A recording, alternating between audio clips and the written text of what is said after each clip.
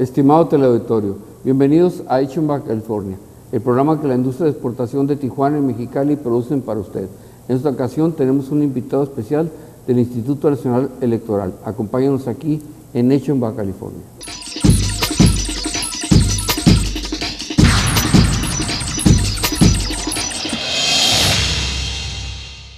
Estamos en el segmento de invitados especiales. En esta ocasión nos acompaña don Anciano Muñoz Loyola. Él es presidente del Consejo Local del INE en tiempo electoral, aparte es vocal ejecutivo de la Junta del INE, del Instituto Nacional Electoral en Baja California. Bienvenido, licenciado. Enrique, muy buenas tardes a su auditorio. Bueno, estamos en plena época electoral, ahora sí, una gran responsabilidad que tiene el instituto. Normalmente el instituto, como que se le lleva un poquito más tranquilo, porque pues, le interesa más las credenciales, les interesa más la participación ahí cuando no hay votación. Pero de repente pues se vienen las votaciones y esto se pone extremadamente delicado, ¿no?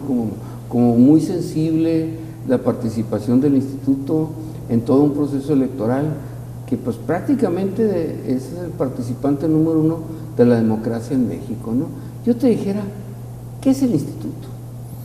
Bueno, el ahora Instituto Nacional Electoral, me parece una pregunta bastante pertinente, Enrique, está adaptado a un nuevo esquema de elecciones que antes de 2014, esto es a partir de la reforma electoral que surgió en aquel año, trabajaba el anterior IFE bajo un esquema en el que la lógica era atender únicamente las elecciones federales, y por eso esta percepción en términos de que el resto del tiempo únicamente hacíamos trabajo con la credencial para votar y algunas actividades en términos de educación cívica, era lo que fundamentalmente por eso nos conocía el público.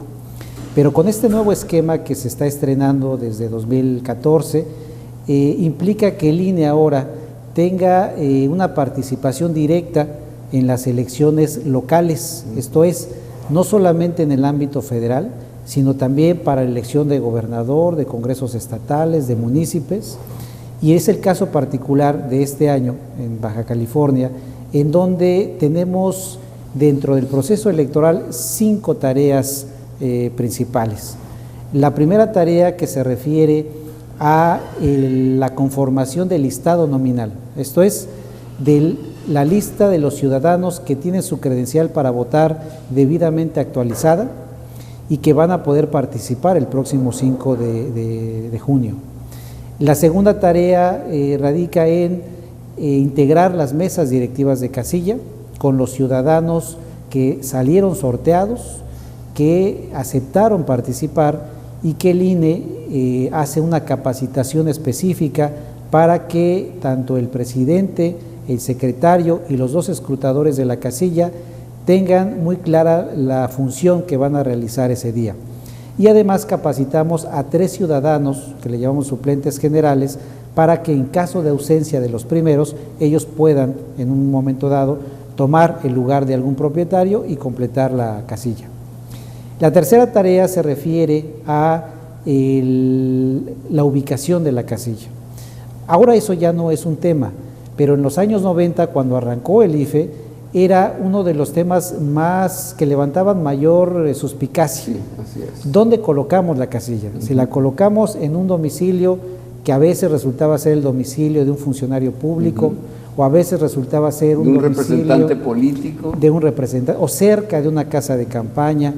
Entonces, ahora esa parte ha sido, me parece, a partir de la ley, ha tenido una vía de solución bastante buena, por esto que voy a comentar. Quienes deciden la ubicación de las casillas son los consejos distritales. En los consejos distritales hay representación de todos los partidos políticos y hay también la presencia de nuestros consejeros electorales que son extraídos de la ciudadanía, esto es, un consejero no forma parte del INE, no es un trabajador del INE, sino que es un ciudadano que trabaja en medios de comunicación o trabaja en cualquier otra actividad y que se suma durante el proceso electoral para verificar que cada una de las tareas que hace el INE estén apegadas a la norma y que se realicen con imparcialidad. Entonces, esa es otra de las tareas que tenemos en este proceso local y prácticamente en ese tema hemos concluido. Si me lo permites, más adelante daré algunos números para tener un panorama mucho más completo. La cuarta función se refiere a la administración de los tiempos en radio y televisión. Esto es, cuánto de ese espacio que está en radio y televisión y que cada una de las emisoras paga en especie y que le destina al gobierno, cuánto de ese espacio en tiempo se pasa o lo administra el INE para que lo asigne a los partidos políticos, ahora a los candidatos independientes, y ellos puedan hacer uso para sus campañas electorales o para su difusión de manera ordinaria, dentro o fuera de los procesos electorales. La quinta función tiene que ver con la fiscalización de las campañas. Esto es, el INE ahora no solamente fiscaliza partidos políticos nacionales y dentro de las campañas federales, sino también fiscaliza a los partidos políticos locales, por supuesto dentro de las campañas locales, y a la novedosa figura de candidatos independientes. Desde el momento en que son aspirantes a candidato independiente, desde el momento en que son precandidatos y obviamente una vez que ya se convierten en candidatos y contienden dentro de una campaña. Hay que recordar que en esta materia hay un factor que lo hace decisivo dentro de un proceso electoral, que es la disposición que se tiene ahora para que en caso de que un candidato, si sale ganador, pero después de la fiscalización se descubre que este candidato rebasó en más del 5% su tope de gastos de campaña y la diferencia que hay entre el primero y segundo lugar es del 5% o menos, esa elección se tiene que anular. Es una disposición ahora que está establecida en la norma y por lo tanto se tendría que celebrar una elección extraordinaria. Entonces, en eso radica una de las partes importantes, amén claro, de la rendición de cuentas que esto representa para cada partido y para cada candidato. En resumen, esas son las particularidades que definen a una nueva autoridad electoral que antes era federal y que ahora se convierte en nacional, y que en este proceso estamos de alguna manera en las 14 entidades que en este momento tienen procesos locales, 12 para gobernador, Baja California que solamente tiene para Congreso local y municipios, y del Distrito Federal que en este momento está nombrando a una asamblea constituyente. Son las 14 entidades que tienen proceso electoral y el INE tiene una intervención directa, particularmente en el DF, la Ciudad de México ahora, hoy Ciudad de México, toda la elección la está llevando a cabo el Instituto Nacional Electoral. Lo que quiero subrayar al final de cuentas es nuestro carácter nacional ahora en este nuevo esquema que, como te lo comenté al principio, se puso en marcha a partir de 2014. Ok, hay varias cosas muy interesantes aquí. Primero, el padrón de Baja California. Es un padrón que normalmente está muy abultado y nosotros decimos, aquí las elecciones nunca rebasan el 30%, si acaso un poquito más, si acaso un poquito menos, ¿me entiendes? O sea, pero más o menos es el 30%. Pero decimos, ¿pero por qué? Si hay estados donde vota muchísima gente y hay una diferencia enorme. Aquí hay, han llegado gobernadores con el 16% a ser gobernadores de Baja California y esto no es posible. Pero los que saben de esto dicen, bueno, es que van al instituto, a lo que era el IFE, y llegaban y sacaban su credencial para de alguna manera tener una identificación, y aquí vivían X meses, se devolvían a su lugar, brincaban a Estados Unidos, es decir, seguían siendo migrantes. Y algunos se mueren y pues tampoco el instituto sabía de su defunción y también pues los tenían vigentes. Bueno, amén de los que te dicen de los partidos políticos duros de Baja California, que te dicen, no, es que los rasuran y me quitan del padrón los que votan por el PRI o los que votan por el PAN, le pegan una rasurada y nos quitan ahí. Yo te dijera, dentro de esta reforma es 2014, porque ahora pues se supone que debe de haber una modificación de credenciales, debe de haber algunas cosas que hagan que el padrón sea más confiable. Platícanos del padrón. Bueno, La conformación del listado nominal, bueno, primero distinguir entre lo que es el padrón electoral y el listado nominal. Okay. El padrón electoral es el universo de ciudadanos que se han acercado al INE y le han hecho saber que quieren tener su credencial para votar.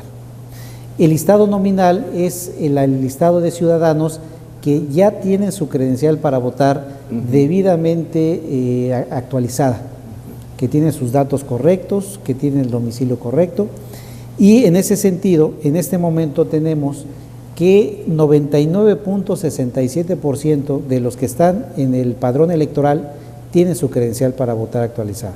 Entonces, es decir, aquellos que los que se murieron y los que rasuraron, no es cierto, o sea, la mayoría está actualizado. Dame una actualización de cuándo acá se tuvieron que actualizar. Para allá voy. Primero subrayar que este 99.67% nos habla de que prácticamente todos los que nos han solicitado credencial de los ciudadanos la tiene y la tiene actualizada. Okay. ¿No? Ahora, ¿qué se ha venido haciendo a propósito de este tema que es un poco, entiendo, la percepción, pero justamente por esa percepción y porque en los hechos de alguna manera sí nos impactaba, nos impacta todavía, que un ciudadano llegue, por ejemplo, a Tijuana, que es una de las ciudades que mayor migración, sí. ¿Verdad? Entonces, sucedía que llegaba, hacía su trámite y se iba la persona, ya sea que regresara a sus lugares de origen o se fuera a los Estados Unidos y se quedara allá. Antes del 2008, la ley nos establecía que una persona un ciudadano que sacara su credencial podía estar por tiempo indefinido en el listado nominal. ¿Por qué? Porque no había una obligación de acudir al módulo a refrendar, por decirlo de esa manera, sus datos de la credencial. Pero a partir de ese año, 2008, se estableció que las credenciales solamente pueden tener vigencia de hasta 10 años. Esa fue una decisión importante, porque nos ayuda a que si el ciudadano durante ese periodo, o que exceda ese periodo, no acude con nosotros, de inmediato nosotros lo bajamos del listado nominal y lo dejamos solamente en el padrón electoral. Esto es un ciudadano que lo reconocemos como que ha ido a nuestros módulos, pero que no está actualizado en su credencial para votar. Y por lo tanto es un ciudadano, digámoslo así, que no está habilitado para participar en elecciones. Es decir, no puede votar. No puede votar. Ahora, esta sustitución paulatina de credenciales, que se comenzó en ese año de 2008, ha tenido que ser, sí, un poquito lenta. Primero empezamos con retirar de circulación, por decirlo de esa manera, las credenciales que se expidieron en los primeros años del IFE, esto es del año 90 al año 95, ¿no? Hicimos un primer retiro, esas credenciales que nosotros denominamos 03, que en la parte de atrás de la credencial tenían ese número, comenzamos por desincorporar todas esas credenciales. Hicimos una campaña, invitamos al ciudadano a que actualizara su credencial y quienes no actualizaron, pues tuvieron que ser retirados tanto del listado nominal y ahora incluso del padrón electoral. Después comenzamos con las credenciales que se entregaron hacia finales de los años 90. Y para no ser un poquito largo el trayecto, lo que estamos haciendo es retirar las últimas credenciales que se expidieron a principios de siglo, que no tenían una vigencia en concreto. Esas credenciales que las denominamos 15 y 18, las 15 a partir del mes de enero, del 1 de enero de 2017, ya no van a tener vigencia y se tienen que desincorporar. Y las credenciales 18, que son las últimas que entregamos en este esquema, también las vamos a retirar con posterioridad el año que viene, una vez que hagamos la campaña, y con eso habremos terminado de completar el círculo para que a partir del año de 2018, 17, 18, podamos tener credenciales que tengan en la parte de adelante de la credencial claramente establecido el año en que vence esa credencial. Comento todo esto, Enrique, porque esa es la manera en la que el Instituto Nacional Electoral va a poder tener un padrón y un listado nominal mucho más actualizado. Bueno, aquí entran varias preguntas. Primero, ¿qué tan confiables son los padrones? Te lo voy a preguntar por esto.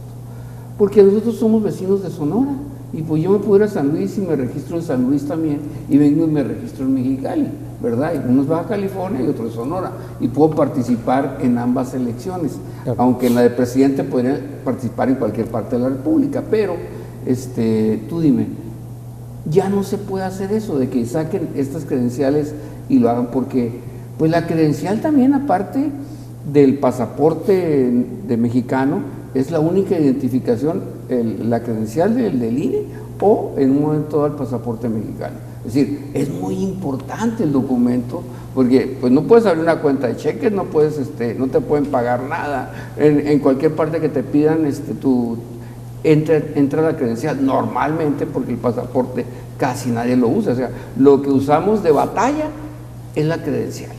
Dime, ¿puede la gente hacer un mal uso de esto o ya no? ¿Cómo está ahí?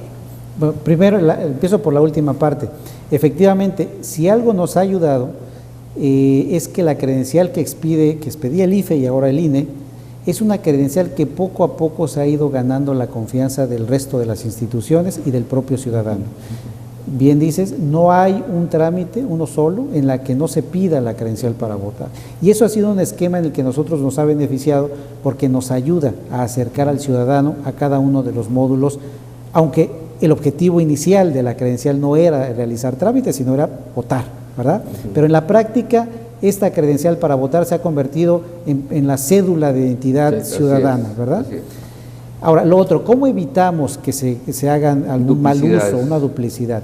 Bueno, ahora y desde el año 2008 también tenemos mecanismos que nosotros denominamos biométricos. Esto es, cada ciudadano cuando va a hacer el trámite con nosotros nos debe de poner su huella digital, le tomamos la imagen de la cara, sobre todo del ojo, y eso nos permite tener una base de datos que el sistema que tiene el padrón electoral, estado nominal, continuamente está haciendo los cruces. Y cuando detecta dos huellas que tienen un doble nombre, se abre un procedimiento y se va directamente a los domicilios de este ciudadano para verificar que efectivamente sean dos personas distintas y que pudiera haber algún error en términos de la huella digital.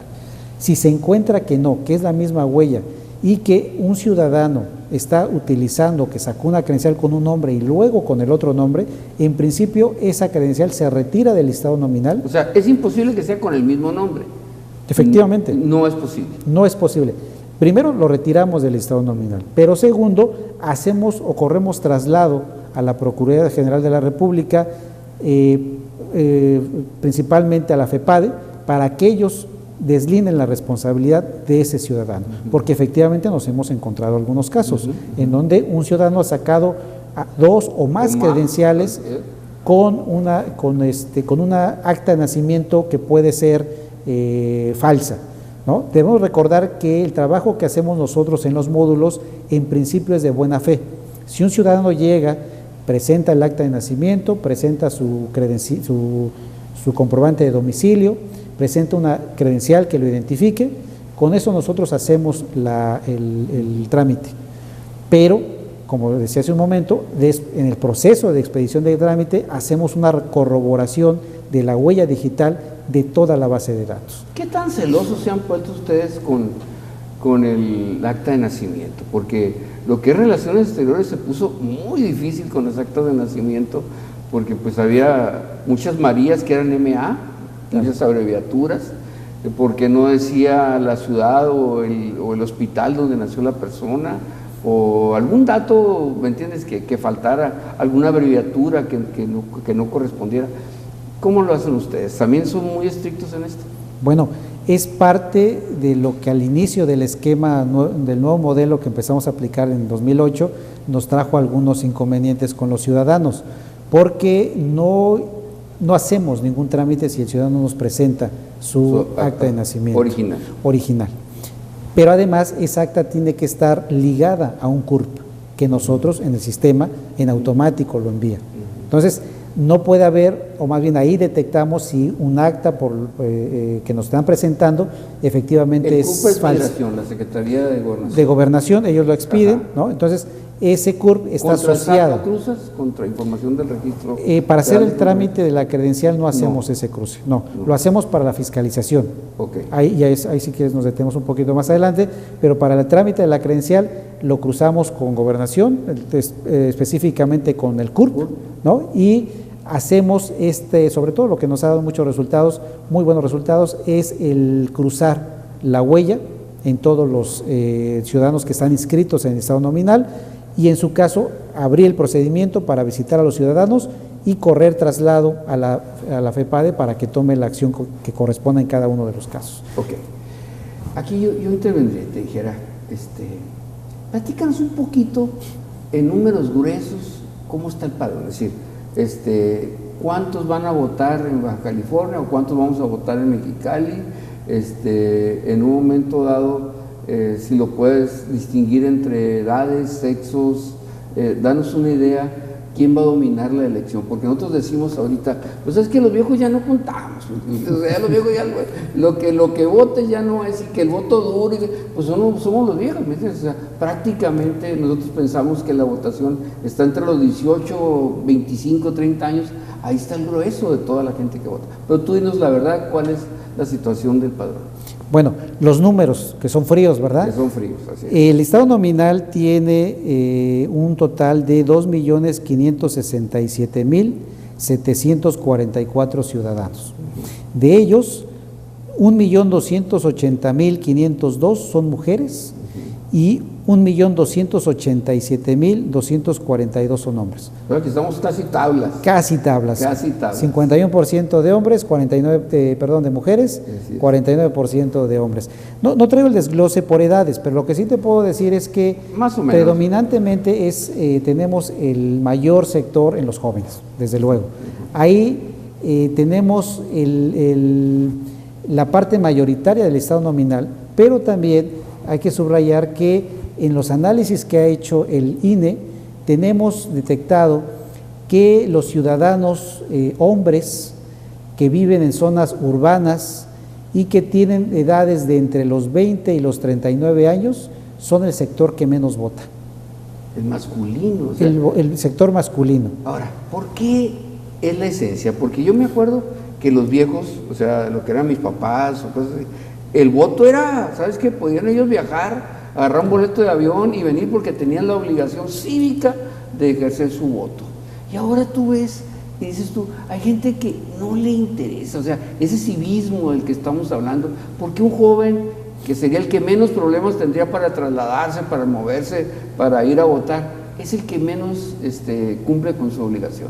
¿Qué sucede? Porque no lo penalizamos, porque no hay algo en la ley que diga, bueno, hay un castigo, porque pues, prácticamente es voto o no voto, pues es mi libre elección, ¿no? Claro.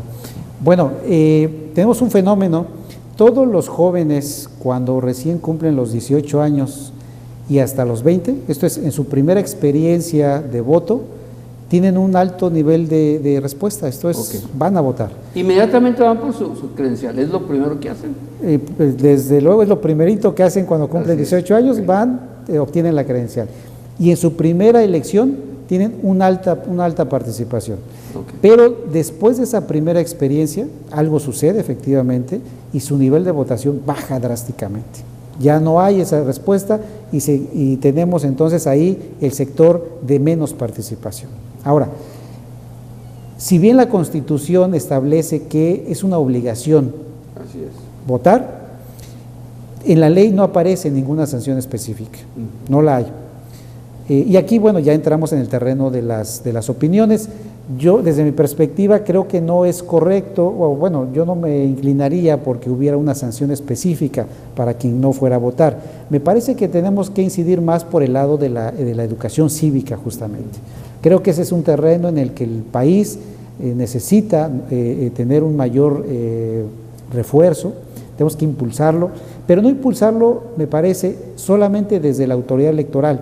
Creo que esa debe ser un tema educativo, ¿no? Un tema de política de Estado, un tema en el que no solamente el INE o los institutos estatales tengan que participar, sino que me parece que se tiene que involucrar la Secretaría de Educación Pública, las secretarías de educación de cada uno de los estados, los propios partidos políticos, las secretarías de gobierno y la Secretaría de Gobernación, y en fin, todas las instituciones que tengan como facultad o como obligación acercarle o promover la educación cívica en el país. Me parece que ese es un tema en el que el propio INE hemos llegado a esa conclusión, que tenemos que ser más proactivos en el sentido de invitar al resto de las instituciones del Estado mexicano. Y también, bueno, ese es en un frente, pero también me parece que hay una responsabilidad muy grande de los partidos políticos y de los candidatos que presentan. El año antepasado, se publicó un informe que elaboró el Colegio de México, junto con el entonces IFE, en donde establecía los niveles de confianza que se tenían para las autoridades electorales, para los candidatos, para la figura del policía, del diputado, y lo que nos encontramos efectivamente es que los partidos políticos tienen un nivel de confianza bastante bajo. Y me parece que se tiene que incidir en esa materia fundamentalmente con los candidatos en cuanto a las propuestas que realizan en campaña, en cuanto a cómo llevan esas propuestas ya en el ejercicio de la función, de los propios funcionarios públicos, que de alguna manera también tenemos que dar claro ejemplo y clara evidencia de que estamos haciendo bien nuestro trabajo, de que las instituciones encargadas, entre otras, de seguridad pública, pero de otros temas también, están haciéndose cargo de las necesidades del ciudadano. Me parece que en la medida que podamos avanzar en ese terreno, podremos mejorar las condiciones de la educación cívica. Muy bien. Es todo un tema la educación cívica, es un tema importantísimo. Antes era básico en las escuelas, ahora lo hemos dejado por un lado porque pues hay quien decide que así sea, ¿verdad? Pero incide mucho en el votar y no votar, ¿no? Claro. Bueno, vamos a ir a unos compromisos comerciales y volvemos. A cualquier hora, tanto en los Estados Unidos como en México, protegemos sus productos con la mayor seguridad. Más de 17,000 pies cuadrados de almacén, con un registro electrónico eficiente que mantiene actualizados sus inventarios durante los procesos de distribución. Apoyado con servicio de monitoreo de mercancías a través de Internet. World Traffic. La cápsula endoscópica es la innovación más asombrosa en el campo de la gastroenterología del nuevo milenio. Es ingerida por el paciente sin dificultad con agua. Se mueve por el tracto gastrointestinal de manera natural. Una vez ahí, comenzará a tomar fotos automáticamente y las transmitirá de manera inalámbrica a un dispositivo externo que lleva el paciente en un cinturón. La información recogida en el dispositivo externo es procesada en la computadora, convirtiéndose en la prueba diagnóstica por excelencia. Esta llave significa el acceso a nuevas posibilidades. Permite obtener los insumos que su empresa requiere. Puede ser un apoyo para aumentar su fuerza y productividad, o una ventaja frente a su competencia. Somos la llave para sus importaciones. Comercializadora AMAP, donde usted realmente importa.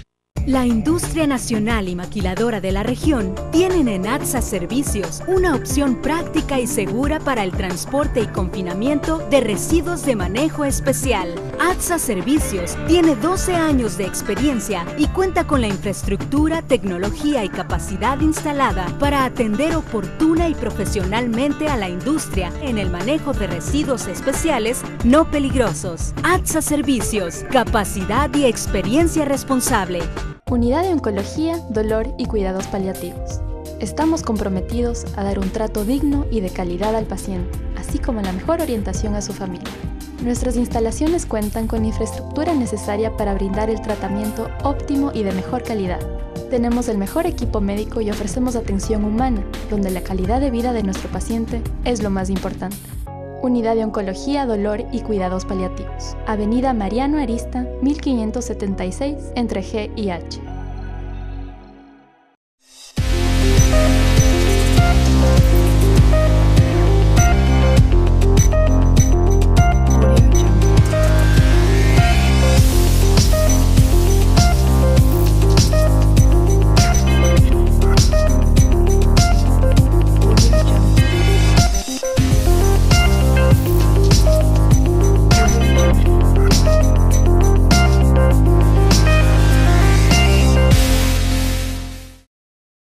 Los bajacalifornianos nos unimos para exigir y hacer realidad el 3 de 3 de Obsérvese. Nos unimos para exigir gobiernos más honestos. Candidato y candidata, haz pública tus 3 declaraciones. Patrimonial, de intereses y fiscal que demanda Obsérvese. Ciudadanos, exijamos el 3 de 3 a nuestros candidatos. Porque somos México. Porque somos jóvenes. Porque en Obsérvese se trata de construir. Estamos platicando con don Aciano Muñoz Loyola. Él es presidente del Consejo Local del INE en tiempo electoral y es vocal ejecutivo de la Junta del Instituto Nacional Electoral. Bueno, todo un tema esto, ¿no? Todo un tema porque aparte ahorita todo el mundo a la expectativa, todo el mundo, ustedes se vuelven la autoridad en este tema electoral, se vuelve el que da las constancias definitivas o los que dicen quién ganó una votación. Se lía. Bueno, pero por ahí van, ustedes dependen mucho de esto, son los que organizan, orquestan de alguna manera esta votación. Y yo dijera, pues a diferencia de otras votaciones, ahora veo mucha gente que va a ver en las casillas, muchos representantes de partidos, muchos de los clásicos, de los nuevos, de los estatales, y veo también los independientes. Oye, vamos a tener una multitud en cada casilla. Es decir, ¿cuántos calculan ustedes que va a haber de representantes entre el presidente, los vocales y todos los que en un momento dado son parte de lo que ustedes orquestan ahí? Sí, bueno, primero comentar que la acreditación de los candidatos, el registro de los candidatos para la elección le corresponde al Instituto Estatal Electoral. Okay. Les toca esa parte dentro de las elecciones locales, aunque efectivamente como nosotros colocamos la casilla, con nosotros se registran los representantes de esos partidos y de esos candidatos independientes. Y efectivamente, nunca antes en Baja California había habido tantos partidos, había habido la figura novedosa de candidatos independientes.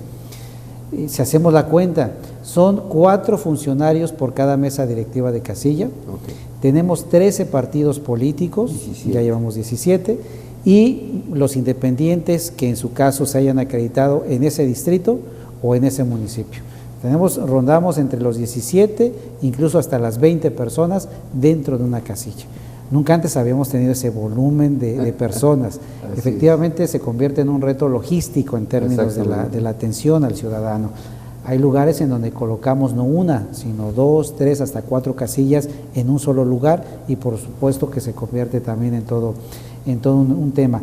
Pero como la ley, a diferencia de antes, en donde una coalición, por ejemplo, podía nombrar un solo representante, ahora tiene el derecho de presentar un representante por cada partido político que integra esa coalición, de tal manera que los números evidentemente se elevan.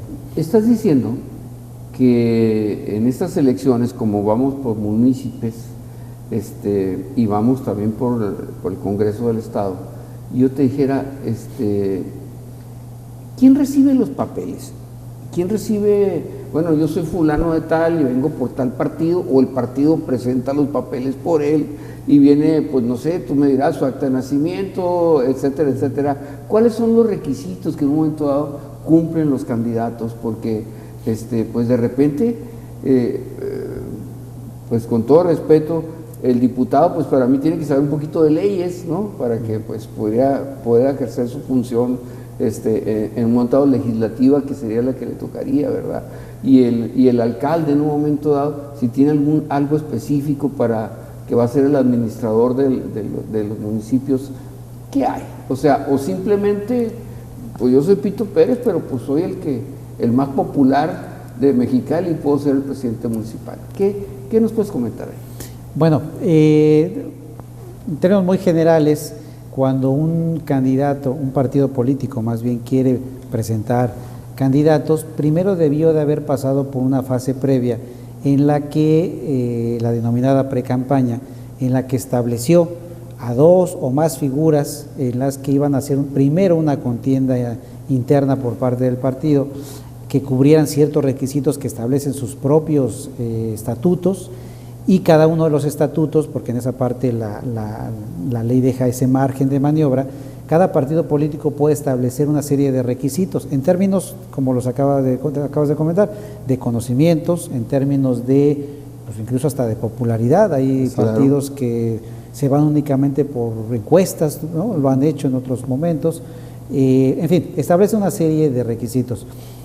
Una vez que los candidatos que emerjan de esos procesos de selección previa son los que el partido político acredita ante la autoridad electoral, que en este caso le corresponde al Instituto Estatal Electoral por ser una elección local.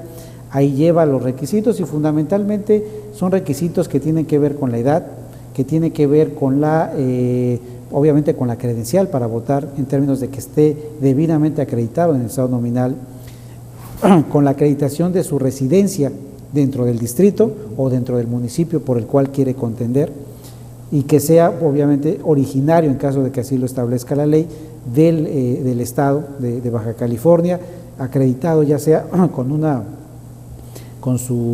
carta pues que expide el municipio sobre que ha vivido una cierta cantidad de tiempo. Fundamentalmente, para la ley lo que establece es que la autoridad electoral tiene que verificar este tipo de condiciones. El requisito de los conocimientos no es un requisito que nosotros verifiquemos. Van a juzgar. Exactamente. Y bueno, esto tiene una lógica. La lógica es una representación popular en la que no necesariamente hay un perfil profesional al respecto. Aunque bueno, yo coincido, debiera de haber un mecanismo. Debería de existir, ¿no? ¿Verdad? Un mecanismo en el que pues quien llegue a legislar tenga nociones, conocimientos, me parece a mí muy claros, primero de la estructura del Congreso que corresponda, y sobre todo de la ley orgánica a partir de la cual ellos van a tener su función como representantes populares. No obstante, eso no está establecido con esa claridad en la ley. Pero fíjate, ahí es donde empezamos con los baches del asunto, ¿no? Porque dices tú, bueno, ¿cómo no va a saber un diputado si va a hacer leyes, se va a meter con los artículos, se va a meter con las fracciones? Bueno, pues entonces tenemos que tener un montón de asesores y un montón de gente alrededor de ellos para que puedan sacar una función que en sí le correspondería al mismo diputado. Bueno, pero yo te dijera, y ya se están inscritos, y luego de repente ahora hemos escuchado que a nivel nacional también hay gente que anda en el narco y que los acusan los otros partidos de que este es narcotraficante y que está, inclusive los partidos los han dado de baja en estos momentos porque dicen, pues sí, dudamos de su calidad moral o de su ética o de su fórmula de trabajo o de sus ingresos. Es decir, también el instituto en un momento dado no tiene filtro alguno sobre esto. Bueno, en ese tema el único filtro que nosotros tenemos pues es la fiscalización.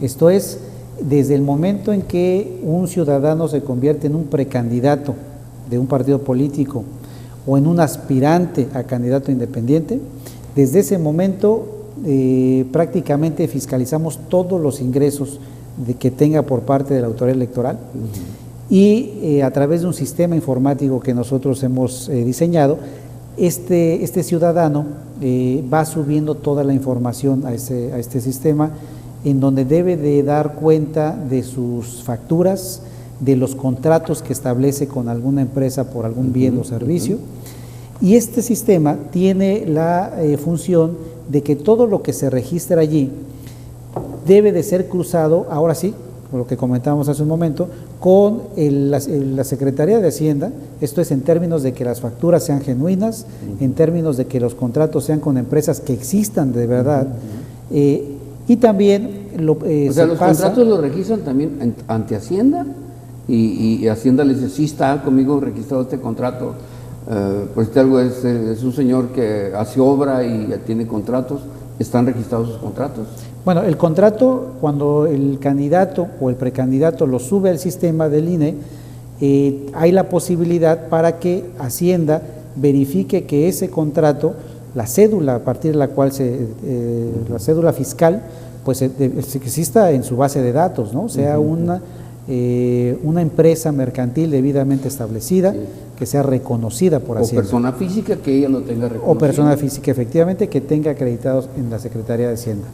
Pero también existe la participación de inteligencia financiera, en donde si hay algún movimiento en las cuentas bancarias de los responsables de las finanzas de los candidatos, en ese momento también, así que envía una alerta para que la autoridad electoral verifique qué está pasando en ese caso y corra traslado, si es que fuera necesario, a la propia Hacienda o a la propia Fiscalía Especial de Delitos Electorales. Okay. Y cuando hay una disparidad entre lo que él tiene declarado y lo que aparece en las cuentas que ustedes le están sacando, ¿qué sucede con eso?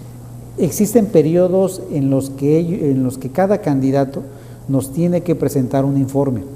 Esto es cada 30 días. En esta elección, que dura 60 días la campaña, el primer corte tiene que ser una vez acabando los 30 días. Esto es, si arrancaron las campañas el día 12 de abril, el día 12 de mayo cumplió el primer ciclo, tienen 3 días para presentar su informe, y el día 14 fue el último día en el que nosotros recibimos ese informe y lo compulsamos contra la información que nosotros tenemos, porque no solamente es esta revisión en el sistema, también nosotros lo que hacemos es salir a campo, salir a las calles, verificar toda la propaganda que los partidos hayan colocado en espectaculares, hayan colocado en alguna manta, verificar también los actos de campaña de cada uno de los candidatos, que los visitamos a veces incluso sin avisar, porque obviamente tenemos que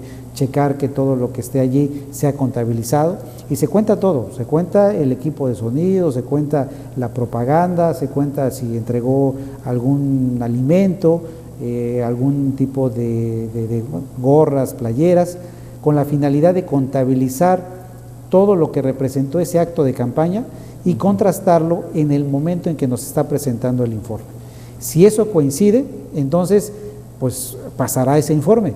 Si hay una inconsistencia menor o mayor, tendrá que abrir un periodo en el que el INE le diga con claridad: yo tengo información de que tú tienes o gastaste en estos rubros y no me los estás reflejando en el informe. Necesito que me lo reportes y me digas qué pasó.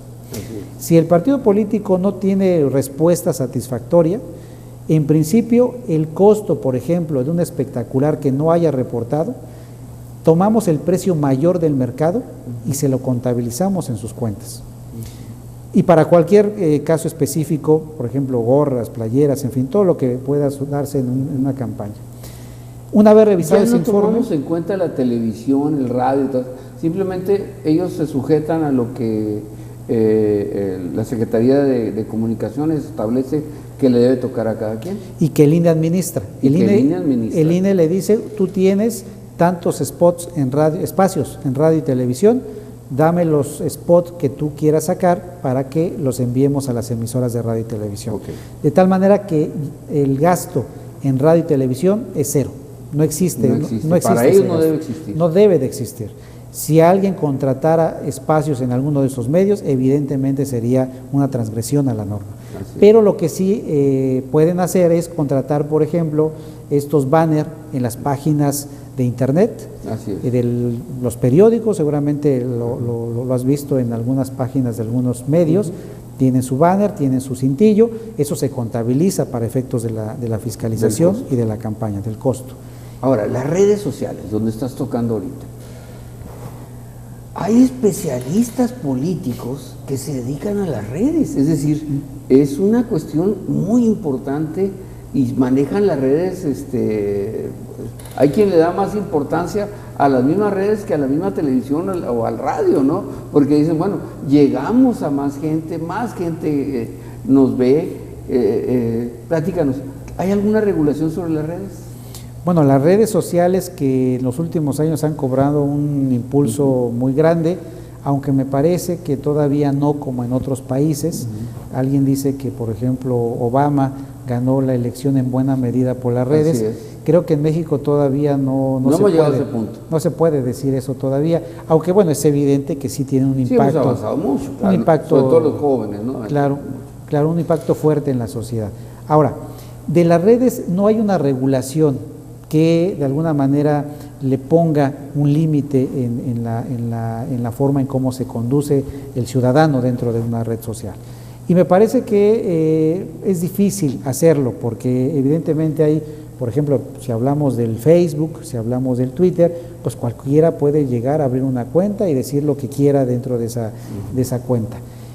Lo que sí el INE en su caso verifica más bien, lo que el Instituto Estatal también tendría que estar al tanto, es cuando existe una campaña en donde quien lleva adelante esa campaña es una página claramente identificable.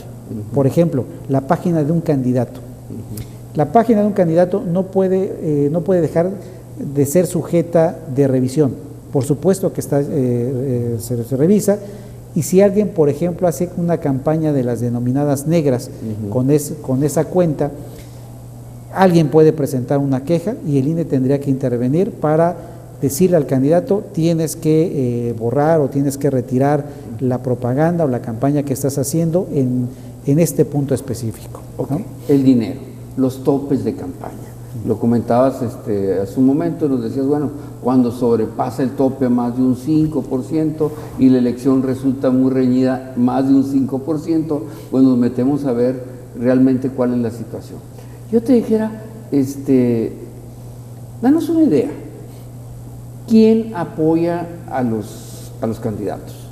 Es decir, ellos pueden recibir dinero de cualquier persona que desee apoyarlos, o tienen que ser exclusivamente los partidos políticos, que son los que nos están apoyando, o de alguna manera abierta pueden recibir dinero. Ese es importante. Y yo te dijera, y los topes también, sobre todo con los independientes, porque yo veo pues una gran desventaja en ellos contra un partido político tan fuerte como PRI o PAN, que son muy fuertes en Baja California. Y yo te dijera, ¿cómo nivelan esto? ¿O no hay nivel? ¿O cada quien se rasca con sus uñas? Platícanos cómo está aquí. Claro.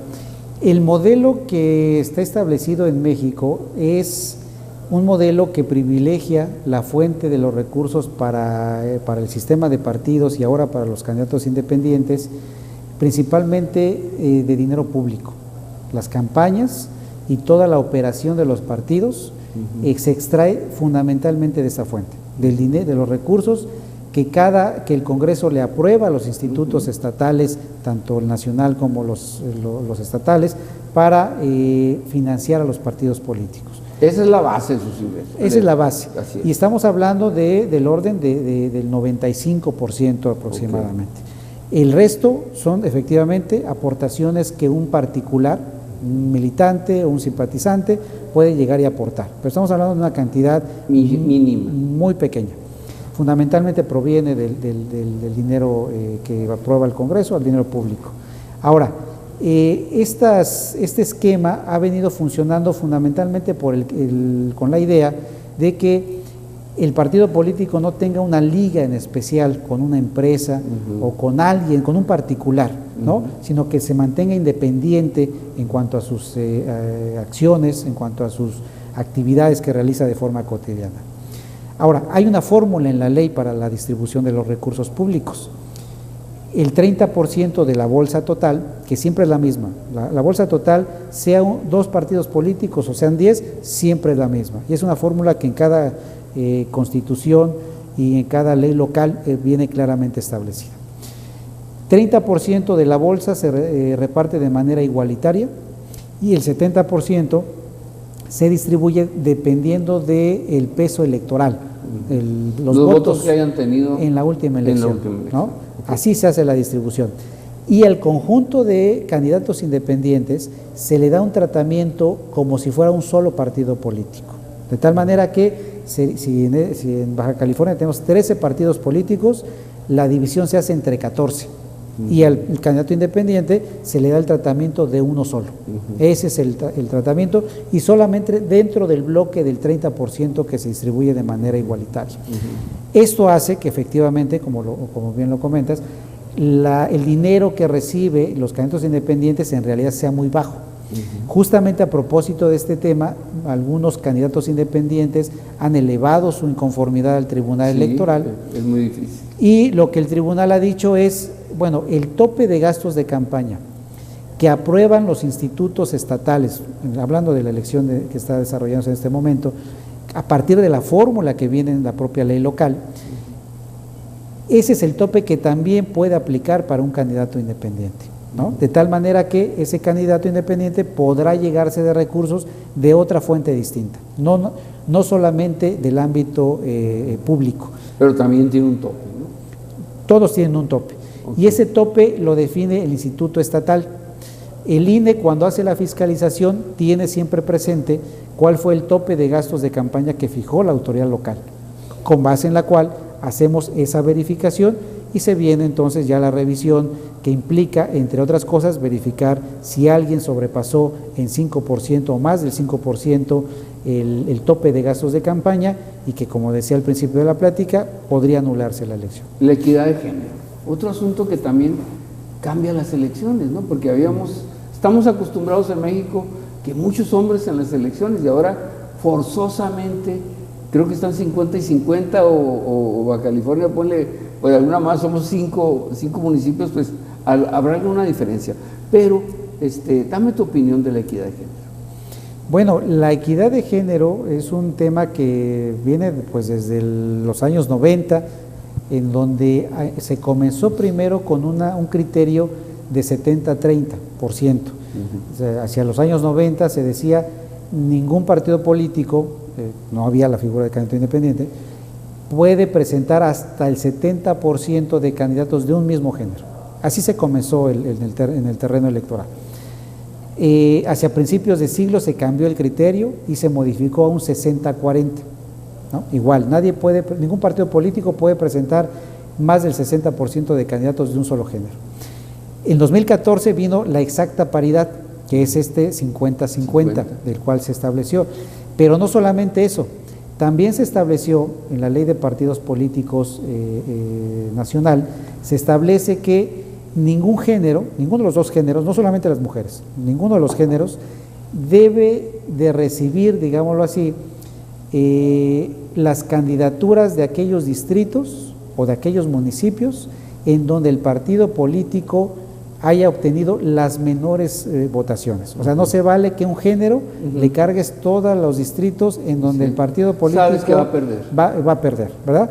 Tiene que hacer una distribución homogénea, equitativa, en donde pues vaya más o menos con probabilidades de ganar también, ¿no? Que haya probabilidades de quedar en la conformación de la Cámara principalmente de un género y de otro de manera paritaria. Ese es el criterio. Okay. Me quedan más o menos 2 minutos, pero yo te dijera, los resultados normalmente, pues se da por ahí una boleta, un acta, donde dicen quién ganó, etcétera, etcétera. Pero ahora, entre más reñida, yo entiendo que gana un candidato con un voto más, ¿no? Yo es lo que entiendo humildemente, pero hay quien dice, pues no, porque pues aquí hay que volver a contar y uno por uno y hacer esto y hacer el otro. Y luego de repente no estamos a gusto, pues nos vamos a los tribunales y nos vamos al de aquí, el de allá, y llegamos hasta los tribunales que prácticamente hay alcaldes o gobernadores o etcétera, etcétera, que 2 días antes o una semana antes todavía no saben quién va a ser por lo reñido o por lo complicado de esto. ¿Qué piensas de que se vuelvan las elecciones, en lugar de que gane el que por un voto ganó, pues nos metamos al pleito y se vayan a instancias jurídicas, por decirlo de alguna manera, en la decisión de las elecciones? Bueno, en una contienda electoral me parece que los humores de los partidos, de los candidatos, está al máximo nivel. Sí. Me parece que este esquema de recuento de votos o incluso de llegar a un tribunal, creo que es una buena manera de canalizar todo este tipo de inconformidades o de humores que puede presentar porque de alguna manera le da estabilidad, le da confianza al sistema. De tal manera que este procedimiento de recuento de votos, cuando se da una diferencia muy pequeña, 1% entre el primero y segundo lugar, me parece que es una manera de darle certeza de inyectarle tranquilidad a un proceso electoral. Para la autoridad representa toda una logística y todo un procedimiento bastante largo y a veces un poquito engorroso, pero creo que es una buena manera de darle certidumbre a todas las partes de que el trabajo que se está haciendo desde el INE o desde cualquier autoridad estatal en este caso, se está haciendo con la debida cautela y se están contando los votos de manera correcta. Entonces me parece que es un esquema que ayuda mucho en este sentido. Voy a hacer una pregunta y es sí o no. ¿Hay transparencia? Toda la transparencia, sí. Muy bien. Don Asiano Muñoz Loyola, a nombre de la industria de exportación de Tijuana, de Mexicali y hecho en Baja California, gracias por acompañarnos. No, muchas gracias, Enrique. Gracias a su auditorio. Gracias a ustedes. En nuestro mundo aduanal, las fronteras no existen. Coordinamos desde un mismo lugar servicios integrales de importación y exportación entre ambos países y el resto del mundo de manera fluida y rápida, gracias al respaldo tecnológico más avanzado y a nuestras alianzas estratégicas internacionales que son garantía para su negocio. World Traffic. La cápsula endoscópica es la innovación más asombrosa en el campo de la gastroenterología del nuevo milenio. Es ingerida por el paciente sin dificultad con agua. Se mueve por el tracto gastrointestinal de manera natural. Una vez ahí, comenzará a tomar fotos automáticamente y las transmitirá de manera inalámbrica a un dispositivo externo que lleva el paciente en un cinturón. La información recogida en el dispositivo externo es procesada en la computadora, convirtiéndose en la prueba diagnóstica por excelencia. Esta llave significa el acceso a nuevas posibilidades. Permite obtener los insumos que su empresa requiere. Puede ser un apoyo para aumentar su fuerza y productividad, o una ventaja frente a su competencia. Somos la llave para sus importaciones. Comercializadora AMAP, donde usted realmente importa. La industria nacional y maquiladora de la región tienen en ATSA Servicios una opción práctica y segura para el transporte y confinamiento de residuos de manejo especial. ATSA Servicios tiene 12 años de experiencia y cuenta con la infraestructura, tecnología y capacidad instalada para atender oportuna y profesionalmente a la industria en el manejo de residuos especiales no peligrosos. ATSA Servicios, capacidad y experiencia responsable. Unidad de Oncología, Dolor y Cuidados Paliativos. Estamos comprometidos a dar un trato digno y de calidad al paciente, así como la mejor orientación a su familia. Nuestras instalaciones cuentan con la infraestructura necesaria para brindar el tratamiento óptimo y de mejor calidad. Tenemos el mejor equipo médico y ofrecemos atención humana, donde la calidad de vida de nuestro paciente es lo más importante. Unidad de Oncología, Dolor y Cuidados Paliativos. Avenida Mariano Arista, 1576, entre G y H.